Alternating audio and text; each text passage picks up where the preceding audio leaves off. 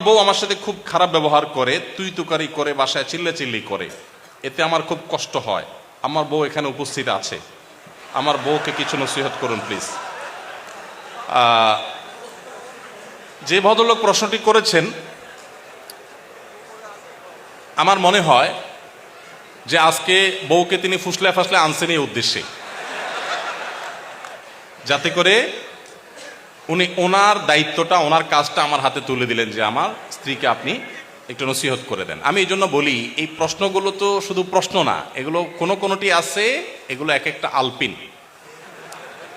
অর্থাৎ আপনার কাউকে একটা খোঁচা দেওয়া দরকার, আপনি দিতে পারতেছেন না, আলপিনটা আমার হাতে দিয়ে বলেন আপনি একটু দেন, ব্যাপারটা সেরকম হয়ে গেছে। যাই হোক, প্রথম কথা হলো যে আমরা সবাই অন্যকে উপদেশ দিতে খুব পছন্দ করি, নিজে উপদেশ নিতে চাই না। আমার কাছে যখন প্রশ্ন আসে যে হুজুর আজকে একটু বলে যাবেন যে একজন স্ত্রীর প্রতি স্বামীর কি কি কর্তব্য আছে, তখন আমার বুঝতে বাকি থাকে না এটা কোনো মহিলার প্রশ্ন। তিনি তার স্বামী আজকে এখানে আছে, তাকে সাইজ করতে চান, এই জন্য তিনি এই প্রশ্নটি ছুড়ে দিয়েছেন। আমরা প্রত্যেকটা মানুষ আমরা আরেকজনের হাদিসটা খোঁজাখুঁজি করি, আমি নিজের হাদিসটা আমি খুঁজি না। আজকে যদি একজন মানুষ বলতেন যে একজন আদর্শ স্বামীর কি কি গুণ থাকা উচিত, আমি একজন পুরুষ মানুষ, আমার এটা জানা দরকার, আমি আমার স্ত্রীর কোনো হক নষ্ট করছি না তো, এটা হতো সবচাইতে অ্যাপ্রিসিয়েট করার মতো প্রশ্ন।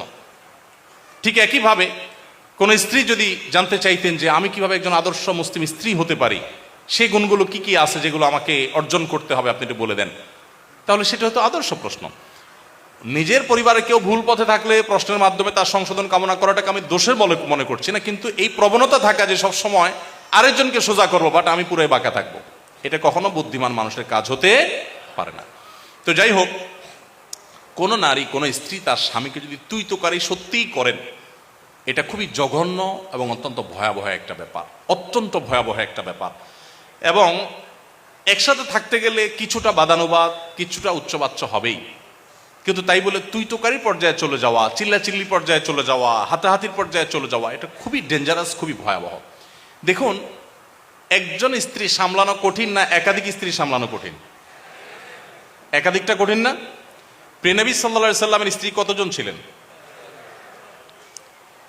এতজন স্ত্রী থাকার পরও আল্লাহ নবী সাল্লাল্লাহু আলাইহি সাল্লাম জীবনে একবারের মতো তার কোন স্ত্রীদের সামনে চিল্লাচিল্লি করেছেন, গায়ে হাত দেওয়া তো পরের বিষয়, কখনো চিল্লাচিল্লি করেছেন নাউজুবিল্লাহ, এরকম একটি কথা কোন জাল হাদিস দ্বারাও পাওয়া যায় না।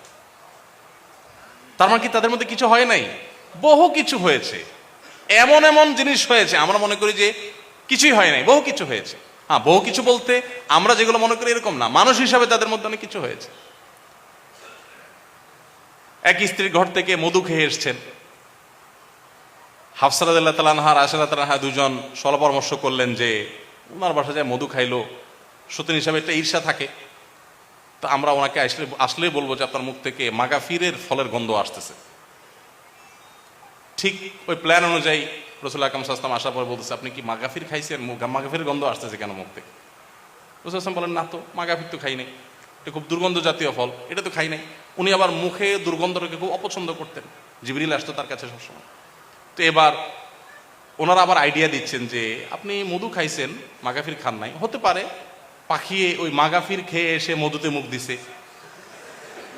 দেখেন কত সুন্দর পরিকল্পনা। তো নবী সাল্লাল্লাহু আলাইহি সাল্লাম দেখলেন যে স্ত্রীরা নাখোশ হয়ে গেছে, বললেন যে ঠিক আছে, তাহলে আজ থেকে আমি আর মধু কোনোদিনই খাবো না। আল্লাহ তাআলা অবশ্য পরে আয়াত নাজিল করে সব ফাঁস করে দিয়েছেন। এগুলো আমরা জানলাম কিভাবে? আল্লাহ তাআলা আয়াত নাজিল করে দিয়েছেন, দে বলে না, স্ত্রীকে খুশি করার জন্য আপনি একটা হালাল জিনিস জীবনেও খাবেন না, এই শপথ কেন করতে যাবেন? আল্লাহ তাআলা নবী সাল্লাল্লাহু আলাইহি সাল্লামকে নাসিহা করেছেন। তাহলে দাম্পত্য জীবন নবী সাল্লাল্লাহু আলাইহি সাল্লামের স্ত্রীদের এরকম বিষয় ছিল, কিন্তু নবী সাল্লাল্লাহু আলাইহি সাল্লাম কখনো রাগ করেন নাই। তো একইভাবে আমাদের স্বামীদেরও উচিত স্ত্রীদের সাথে সুন্দর আচরণ করা, স্ত্রীদের উচিত স্বামীদের সাথে সুন্দর আচরণ করা। ভালো করে শুনে রাখেন, অনেক মহিলা আছে